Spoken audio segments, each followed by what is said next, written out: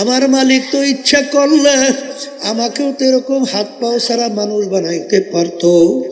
আরে কত মানুষ আজকেও দেখলাম আসার সময় আইল্যান্ডের মধ্যে, আইল্যান্ডের ভিতরে পইরা রইছে, চেহারার দিকে তাকানো যায় না।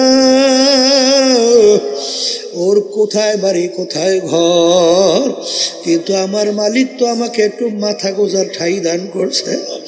আরে শুকরিয়া আদায় করো, দেখো তো ঠান্ডা হইয়া যাবে। আরে বাজান দুনিয়ার দিক থেকে তাকানো লাগবে নিচের দিকে, আখেরাতের ব্যাপারে তাকানো লাগবে উপরের দিকে। আরে এক শ্রেণী আমার যুবক বাবারা, এক শ্রেণী পর্দার আড়ালের মা বোনেরা, বাজান এক শ্রেণী উঠতি বয়সের আমার মেয়েরা, তারা সুন্দর মতো পর্দা অনুযায়ী চলে, 5 ওয়াক্ত নামাজ ছাড়ে না, আরে কোরআনুল কারীম তেলাওয়াত করে, আল্লাহর ওলিদের কিতাব পড়াশোনা করে, মালিকের সঙ্গে বৈশাখ জেকের 2 বেলা করে। আরে এখন আমার মেয়েরা তোমার মনকে বুঝাও রে মন, যদি আমার ওই বোন আল্লাহর হুকুম নবীর তরিকা অনুযায়ী চলতে পারে, আমি কেন পারবো না? আরে অমুকে 5 ওয়াক্ত নামাজ ছাড়ে না, আর আমি কোন জিনিস আমাকে বাধা দিল, আমি কেন পড়তে পারবো না? এইভাবে মনটাকে তৈরি কইরা তুমি জিহাদ করো, আরে তুমি হিম্মত বুলন্দ করো, দেখবা একটা সময় এমন আসবে বাজান বোরকা পরার ভিতরে এমন মজা মাওলা রাখবে, আরে নামাজের ভিতরে এমন মজা আমার মাওলা লাগাইয়া দেবে, মাওলার জিকিরের ভিতরে এমন মজা তোমাকে লাগাইয়া দেবে, দেখো অন্য জিনিসের ভিতরে মজা পাবা না। হে আমার যুবক বাবারা, আরে তুমি ঠিক মতো দাঁড়িয়ে রাখতে পারো না, তুমি সুন্নাত তরিকায় চলতে পারো না, তুমি আর এক যুবকের দিকে তাকাইয়া দেখো, আরে ও যদি এরকম ভাবে 5 ওয়াক্ত নামাজ পড়তে পারে, ঠিক মতো যদি রোজা রাখতে পারে, ঠিক মতো যদি সুন্নাত তরিকায় চলতে পারে, আমি কেন পারবো না? দিন পরিপূর্ণ, দিনের ভিতরে আমাদেরকে পুরা ঢুকতে হবে। এখন মুসলমান বলতেই তো মন চায়, দিনের ভিতরে পুরা ঢুকবে, পুরা মুসলমান হইয়া কবরে যাবে, চাই কি চায় না? কিন্তু আপনার আমার পিছনে শয়তান এবং নফস শত্রু হিসাবে সব সময় নেকের কাজে বাধা দেয় এবং গুনার কাজে উদ্বুদ্ধ করে। এই কথা ঠিক না ভাই? ঠিক। কারণ আল্লাহ রাব্বুল আলামিন কোরআনুল কারীমে শেষ সূরার ভিতরে বলে নাই, আল্লাযী ইউওয়াসউইসু ফি সুদুরিন নাস মিনাল জিন্নাতি ওয়ান নাস। এখানে 2 ধরনের শত্রু, একটা হইল জিন শয়তান বলেন, আর একটা মানুষ শয়তান বলেন, এই আর একটা হইল নফসে আম্মারা শয়তান। কথা ঠিক না ভাই? ঠিক।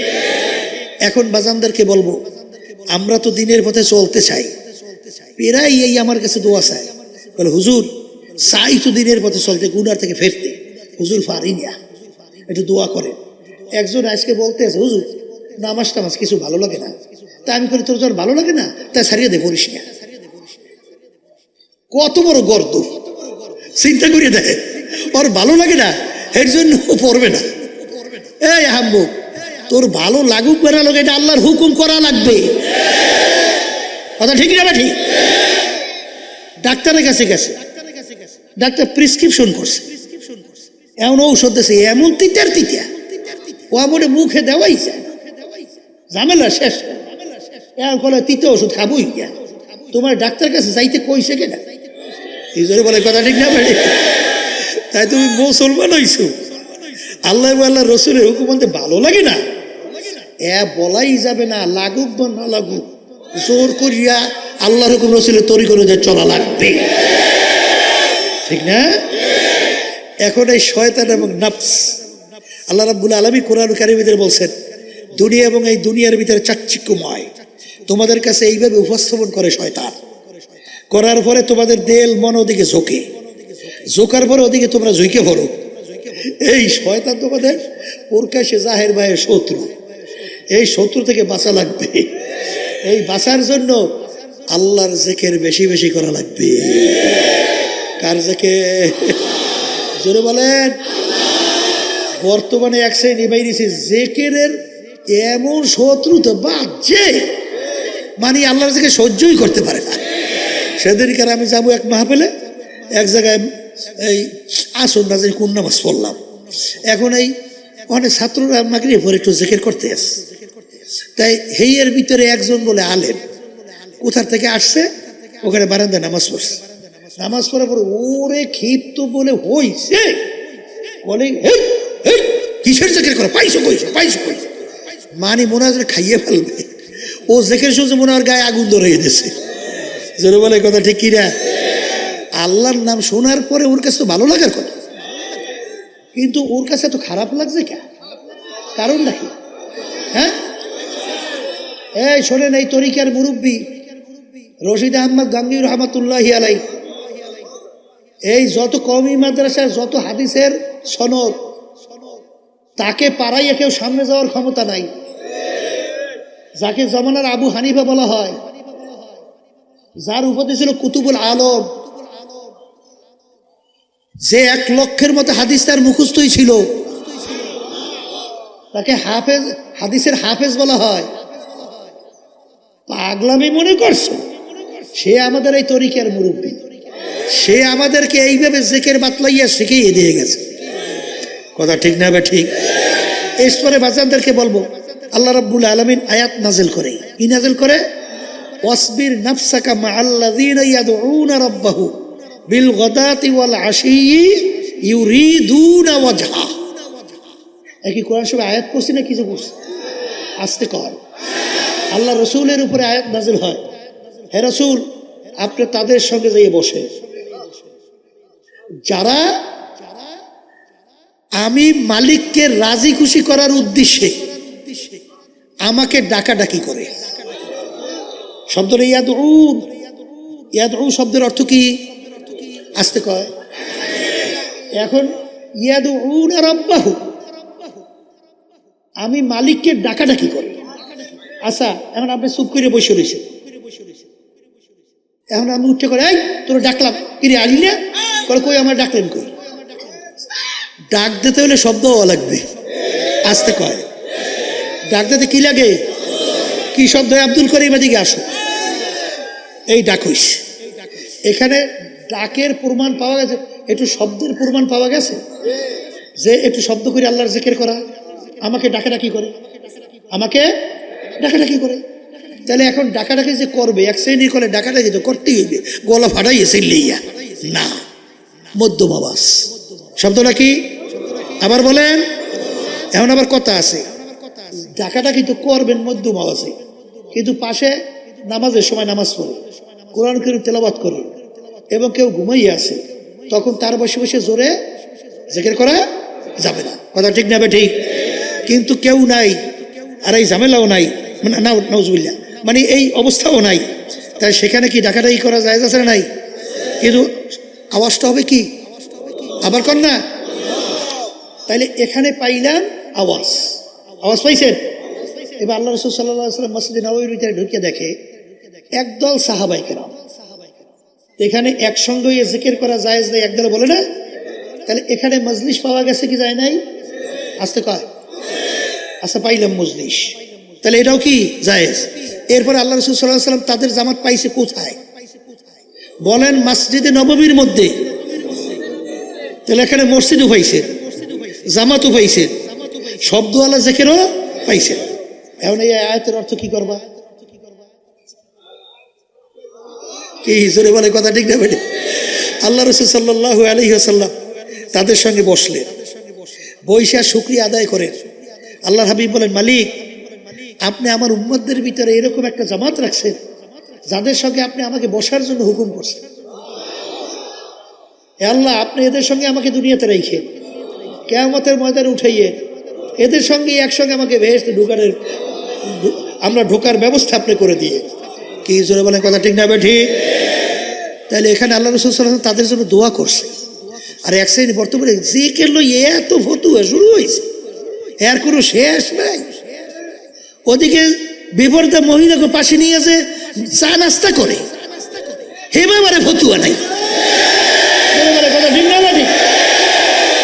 এই পরে প্রচলিত গণতন্ত্র যা যাই না শুই না বুঝা মানলে তার ঈমান থাকবে না, সে ব্যাপারে খবর নাই।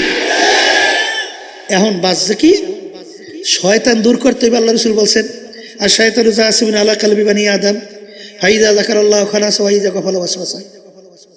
প্রত্যেকটা বনি আদমের কলবের ভিতরে শয়তান মজবুত হয়ে বসে। কি বসে করে কি?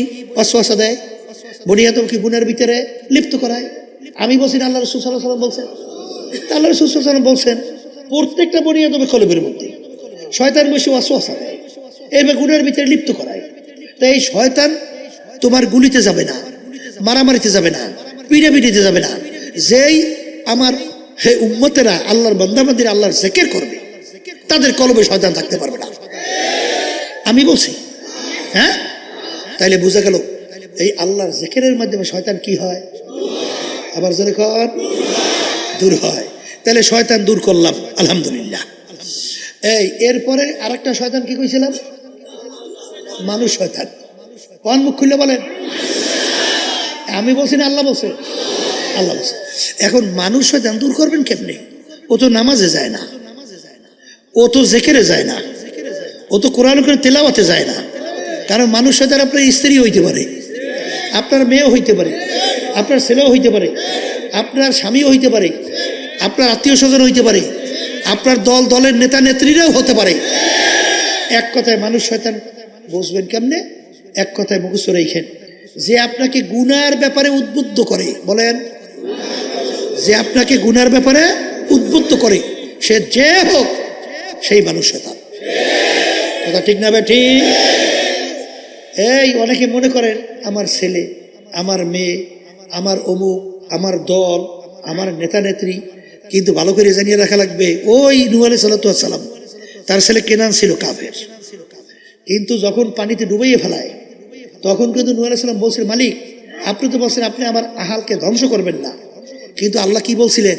ও নূহ লাইসা মিন আহলি, কেনান তোমার সন্তান হতে পারে কিন্তু তোমার আহাল না। আল্লাহ রাব্বুল আলামিন আপনাকে আমাকে হুকুম করছেন, সাদিকিন বান্দাদের সঙ্গী হও। কিসের সঙ্গী হও? জোরে কর। এখন শয়তান এবং মানুষ শয়তান, আলহামদুলিল্লাহ তার থেকে বাঁচার জন্য চেষ্টা করতেছি, ঠিক না? আর একটা শত্রু বলছিলাম, নফসে আম্মারা। কথা ঠিক না ঠিক? এই নফসে আম্মারা থেকে বাঁচার জন্য জিহাদ করা লাগবে। কোন মুখ খুলে বলেন, কি করা লাগবে? জিহাদ ছাড়া কিন্তু নফসে আম্মারার ধোঁকা থেকে বাঁচতে পারবেন না। কারণ আল্লাহ রাসূল সাল্লাল্লাহু আলাইহি ওয়াসাল্লাম বলছেন, একই তো সব হাদিসের কথা আল্লাহর হাবিব বলছেন, সেটি শুনাইতে আছে। যদি গুনার থেকে বাঁচতে চান আর পূর্ণ দিনের ভিতরে ঢুকে আমল করতে চান, এই কাজগুলো করা লাগবে। জোরে বলে কথা ঠিক কি না? আল্লাহ রাসূল সাল্লাল্লাহু আলাইহি ওয়াসাল্লাম কি বলছেন? হ্যাঁ, কোনটা বলছিলাম? জিহাদ। রজানা মিন জিহাদিল আসগরি ইলা জিহাদিল আকবার। হে আমার সাহাবারা, ছোট যুদ্ধের থেকে বড় যুদ্ধের দিকে রওনা করলাম। সাহাবায়ে কেরাম বলেন, আল্লাহ রাসূল সাল্লাল্লাহু আলাইহি ওয়াসাল্লাম এর চেয়ে বড় যুদ্ধ কোনটা? আল্লাহ হাবিব বলছিলেন, নফসের সঙ্গে জিহাদ করা এর চেয়ে বড় যুদ্ধ। তাহলে নফসের সঙ্গে জিহাদ করা লাগবে। গুনার দিকে মন উদ্বুদ্ধ হয়, তখন জিহাদ করতে হবে। আল্লাহ বেজার, জাহান্নামের আগুন, আযাব ও গজব করা যাবে না, ফিরে গেলাম। যখনই আপনি ফিরবেন তখনই আপনাদের ব্যাপারে আল্লাহ রাব্বুল আলামিন বেশারাত, অর্থাৎ আপনার কি দিয়েছেন? সুসংবাদ। কি সুসংবাদ? ওয়ানাহান নাফসা আনিল হাওয়া ফা ইন্নাল জান্নাতা হিয়াল মাওয়া। যেই আমার বান্দা বান্দি নিজের নফসকে গুনার থেকে ফিরায় রাখতে পারবে, আমি তার জন্য ঘোষণা করলাম বেহেশত। সবাই বলি সুবহানাল্লাহ।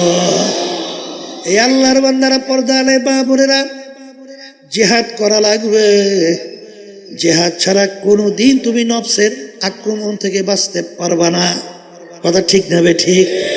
ওই আমার আব্বাজান রহমাতুল্লাহি আলাই একটা ঘটনা অনেক সময় শুনাইতেন। ওই আল্লাহর বান্দা ফজরের পরে মাওলার হুকুম পালন করার জন্য, জিকির করার জন্য যখন বসলেন, রাত্রে খানা খায় নাই, ওদিকে পেটও বড় ক্ষুধা, ওদিকে গরম রুটিওয়ালা লুটি নিয়ে যায় আর জোরে জোরে বলে, গরম রুটি গরম রুটি। নফস বলতেছে তোমার পেটে বড় ক্ষুধা, তুমি আগে রুটি খাও, তারপর তুমি আমার মালিকের জিকির করো।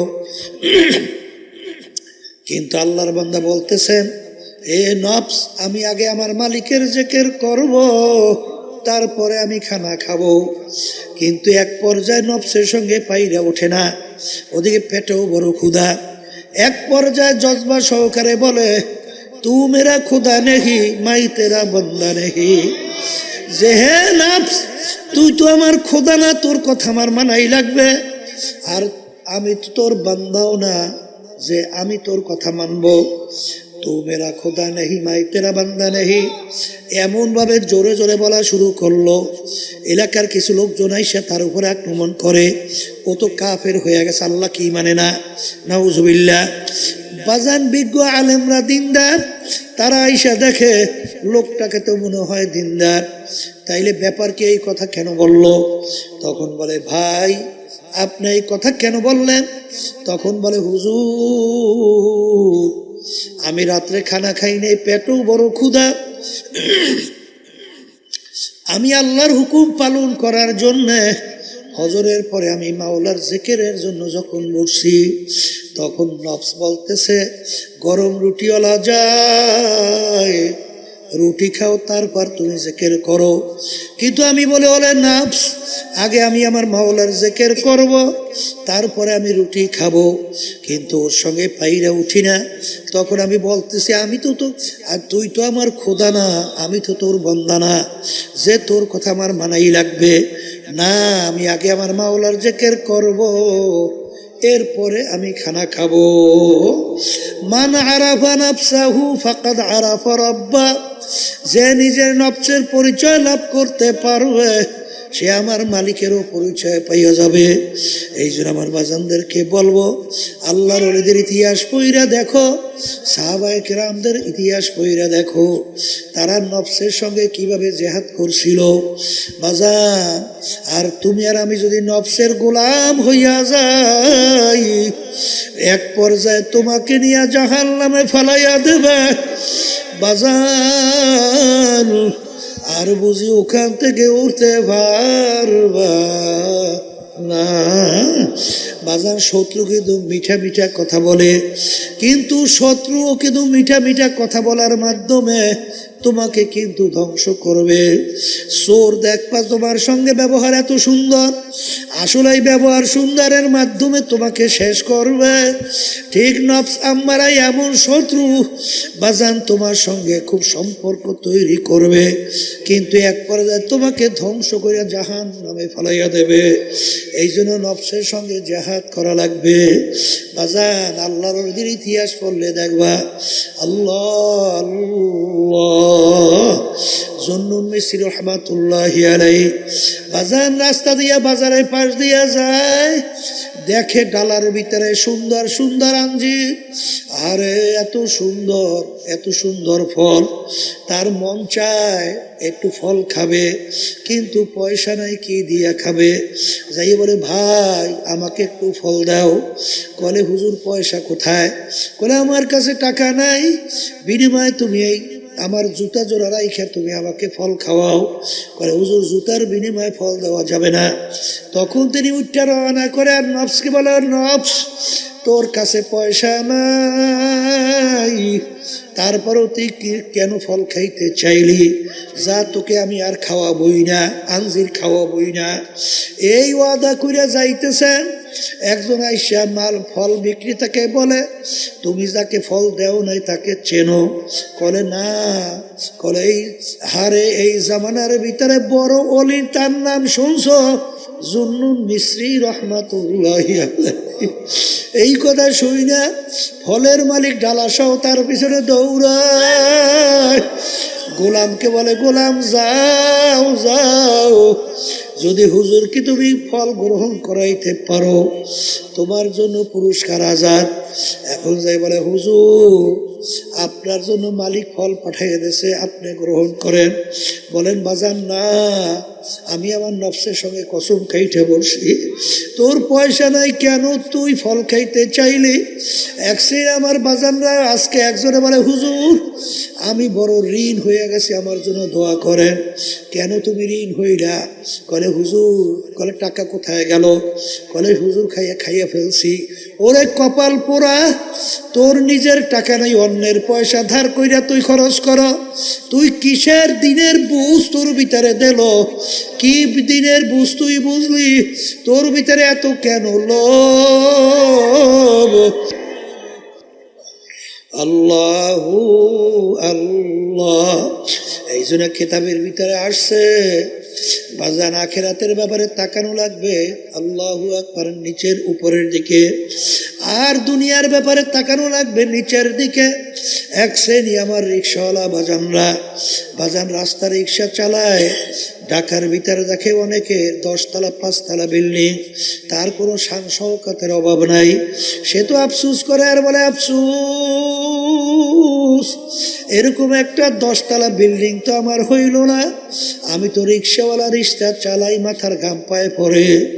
আরে এই আফসোসের মাধ্যমে তোমার 5 তলা বিল্ডিং কিন্তু হবে না, কিন্তু বরঞ্চ তোমার অন্তরে কষ্ট লাগতে থাকবে। কথা ঠিক না বে ঠিক? কিন্তু বাজান তুমি নিচের দিকে তাকাও, যে আরে আমি তো রিক্সা চালাই, আমার হাত পাও ভালো আছে, আমার মালিক তো অনেক মানুষ, তাদের হাত নাই পাও নাই, আরে তাদেরকে তো আমার মাওলা প্রতিবন্ধী আতুর বানাইছে, তারা মানুষের কাছে পেয়ালা নিয়ে হাত পাতে পয়সা চায়। আমার মালিক তো ইচ্ছা করলে আমাকেও তো এরকম হাত পাও ছাড়া মানুষ বানাইতে পারতো। আরে কত মানুষ আজকেও দেখলাম আসার সময় আইল্যান্ডের মধ্যে, আইল্যান্ডের ভিতরে পইরা রইছে, চেহারার দিকে তাকানো যায় না, ওর কোথায় বাড়ি কোথায় ঘর, কিন্তু আমার মালিক তো আমাকে একটু মাথা গোজার ঠাই দান করছে। আরে শুকরিয়া আদায় করো, দেখো তো ঠান্ডা হইয়া যাবে। আরে বাজান দুনিয়ার দিক থেকে তাকানো লাগবে নিচের দিকে, আখিরাতের ব্যাপারে তাকানো লাগবে উপরের দিকে। আরে এক শ্রেণী আমার যুবক বাবারা, এক শ্রেণী পর্দার আড়ালের মা বোনেরা, বাজান এক শ্রেণী উঠতি বয়সের আমার মেয়েরা, তারা সুন্দর মতো পর্দা অনুযায়ী চলে, 5 ওয়াক্ত নামাজ ছাড়ে না, আরে কোরআনুল কারীম তেলাওয়াত করে, আল্লাহর ওলিদের কিতাব পড়াশোনা করে, মালিকের সঙ্গে বৈশাখ জেকের 2 বেলা করে। আরে এখন আমার মেয়েরা, তোমার মনকে বুঝাও রে মন, যদি আমার ওই বোন আল্লাহর হুকুম নবীর তরিক অনুযায়ী চলতে পারে, আমি কেন পারবো না? আরে অমুকে 5 ওয়াক্ত নামাজ ছাড়ে না, আর আমি কোন জিনিস আমাকে বাধা দিল, আমি কেন পড়তে পারবো না? এইভাবে মনটাকে তৈরি কইরা তুমি জিহাদ করো, আরে তুমি হিম্মত বুলন্দ করো, দেখবা একটা সময় এমন আসবে বাজান বোরকা পরার ভিতরে এমন মজা মাওলা রাখবে, আরে নামাজের ভিতরে এমন মজা আমার মাওলা লাগাইয়া দেবে, মাওলার জিকিরের ভিতরে এমন মজা তোমাকে লাগাইয়া দেবে, দেখো অন্য জিনিসের ভিতরে মজা পাবা না। হে আমার যুবক বাবারা, আরে তুমি ঠিক মতো দাঁড়িয়ে রাখতে পারো না, তুমি সুন্নাত তরিকায় চলতে পারো না, তুমি আর এক যুবকের দিকে তাকাইয়া দেখো, আরে ও যদি এরকম ভাবে 5 ওয়াক্ত নামাজ পড়তে পারে, ঠিক মতো যদি রোজা রাখতে পারে, ঠিক মতো যদি সুন্নাত তরিকায় চলতে পারে, আমি কেন পারবো না? এইভাবে নিয়াত কইরা যদি তুমি চলো, আমার মালিক তো তোমার আমার দিকে তাকাইয়া আছে। আমার মালিক বলেন, মান আতানি আমশি আতাইতু হারওয়ালা, বন্দাবান্দি আমাকে পাওয়ার জন্য তো যে হাইটা রওনা করো, আমার রহমত দৌড় দিয়া যাইয়া তোকে আমার রহমতের কোলের ভিতরে জায়গা দিয়া দেব। তুমি নিয়াত কইরা পথ চলা শুরু করো, দেখবা আমার মালিক সব ব্যবস্থা তোমার আমার জন্য কইরা দেবে। এ কবরের যাত্রীরা, পর্দার আড়ালের মা বোনেরা, মুসলমান হইয়া কবরে যাওয়া লাগবে, কারণ মুসলমান না হইয়া মরতে আল্লাহ নিষেধ করছেন। যত কষ্ট হোক না কেন, বাজান আল্লাহর হুকুম নবীর তরিকা অনুযায়ী চলাই লাগবে। কিন্তু আমরা যারা পারি না বাজান, আসলে চেষ্টাও করি না, এর জন্য পারিও না। ছাত্র যদি বাজান ক্লাসে ফেল কইরা বসে, আবার চেষ্টা করলে দেখবা আবার পারার আশা করতে পারে। ব্যবসায় যদি একবার ব্যবসায় ফেল করে, আবার কিন্তু চেষ্টা করলে ব্যবসায় ভালো লাভবানের আশা করতে পারে। বাজারে এমন কোনো কাজ নাই চেষ্টা করার পরে ফেল করে। তুমি কেন পারবা না? নিয়াত কইরা তুমি চলো, দেখবা আমার মালিক এমন সহজ কইরা দেবে, তুমি দিশাও করতে পারবা না। দেখবা হুঁশ থাকতে, জীবন থাকতে তুমি নামাজ ছাড়তে পারবা না। তখন নামাজের সময় হইলে তুমি পাগল হইয়া যাবা। কে বেজার হবে, কে খুশি হবে, এই খবরই তোমার থাকবে না। ঠিক মতো আল্লাহর হুকুম পালন করতে পারবা। এই জন্য আমার ভাইদেরকে বলবো, পর্দা আলে মা বোনদেরকে বলবো, বাজান এই তরিকার যে 5 ঔষধ শোনো, এই ঔষধের মূল উদ্দেশ্য ইমানকে মজবুত করা, নেক আমল বাড়ানো। বাজান সব শেষ হইয়া যাবে। আজকে চক্ষু খোলা দুনিয়ায়, আজকে আমি পরিচয় দেয় আমি পীর, কেউ পরিচয় দেয় আমি মুফতি, আমি মুহাদ্দিস, আমি সুন্দরী, আমি অমুক অমুক তমুক সমুক, আরে আমি অমুক 5টা বাড়ির মালিক, আমি সভাপতি, আমি সেক্রেটারি, আমি মেম্বার, আমি চেয়ারম্যান, আমি এমপি মিনিস্টার, আমি বড় অফিসার, আমি অমুক বংশের, আমি অমুক ডক্টর, আমি অমুক পণ্ডিত। কবরের যাত্রীরা এই পরিচয় কয়দিন চলবে? আজরাইলের হাতে আরে সবার আগ পর্যন্ত আল্লাহু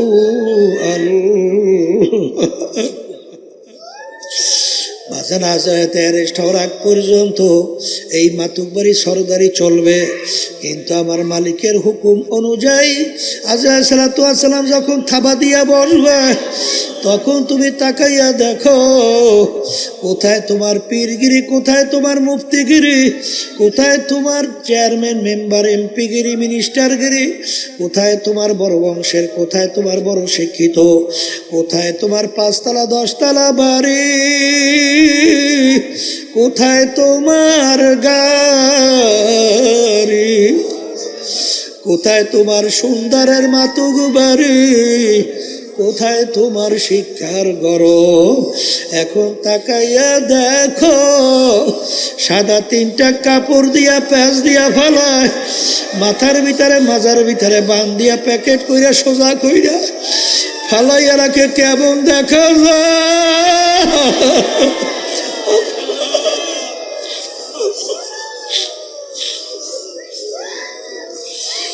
আল্লাহু আল্লাহ। এখন তাকাইয়া দেখো, এখন তাকাইয়া দেখো, একটা মশাও তোমাকে ভয় পায় না। আরে আমার দাদাজান রহমাতুল্লাহি আলাই তার কথা শুনছিলাম। হে ব্যারিস্টার, হে ডিসি, হে কালেক্টর, হে মেম্বার, হে চেয়ারম্যান, হে এমপি, হে মিনিস্টার, আরে তোমাদেরকে একটা কথা জিজ্ঞাসা করি, আজকে তোমাদের বন্দুক নিয়ে পাহারা দেয়, আজকে তোমাদের কত ক্ষমতা, তোমাদেরকে আর দেখলে সেলুট দেয়, বিভিন্ন তোমাদেরকে সম্মান করে। হে কালেক্টর, হে ডিসি, এমপি, মিনিস্টার, যদি তোমাদেরকে বন্দুক নিয়ে পাহারা দেয়, তোমাদেরকে সেলুট দেয়, তোমাদেরকে জিজ্ঞাসা করি, তোমাদের কি ছোট একটা মশায় কি ভয় করে নাকি? করে না হুজুর, আমাদের কোন মশায় ভয় করে না। এ কালেক্টর, হে জমিদার, হে হারে ধনী, হে টাকার মালিক, ক্ষমতার মালিক, আজকে সাধারণ দুনিয়া একটা মশায় তোমাকে ভয় করে না। আর যদি তুমি মুসলমান না হইয়া, বেনমাজি হইয়া, তুমি যদি আল্লাহর হুকুমের বিরুদ্ধাচারণ কইরা, আল্লাহর হাবিবের তরিকার বিরুদ্ধাচারণ কইরা তুমি যদি কবরে যাও, ওই কবরে 99 ওই কবরে 99 সাপ তোমাকে ভয় করবে। এরকম গ্যারান্টি তোমার কাছে কি আছে? এ কালেক্টর, সোজা হইয়া কবরে যাও। ওই কবরে কিন্তু বন্দুক নাই, পাহারাদারও নাই, কেউ নাই। ওই সাপে কিন্তু তোমাকে ভয় করবে। এ দুনিয়াদার পাগল আমার বাবারা, এ পর্দার আড়ালের মা বোনেরা, একটু মাঝে মাঝে চিন্তা করো, এরপর কবরে রওনা করো।